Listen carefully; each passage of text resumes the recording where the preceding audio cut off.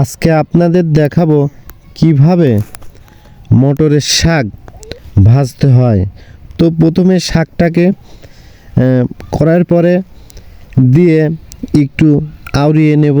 আউরিয়ে নেওয়ার পর শাকের মধ্যে যেই পানিটা বের হবে সেই পানিটা তুলে ফেলে দেব।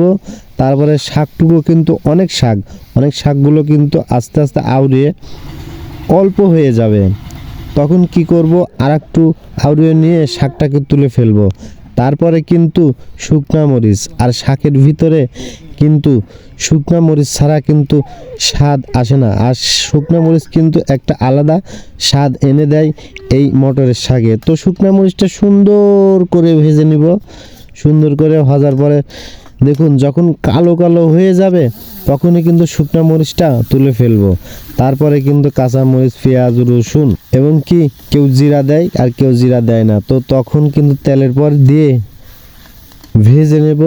ভেজে নেওয়ার পর কিন্তু ফাইন করে শাকটাকে করার পরে দিয়ে দেব। দিয়ে দেওয়ার পর অনেক সুন্দর করে নাড়াচাড়া করে শাকটাকে আস্তে আস্তে কিন্তু ভেজে নেব। একটু কালো হলেই কিন্তু শাকটাকে তুলে ফেলবো, তখন শাকটা হয়ে যাবে।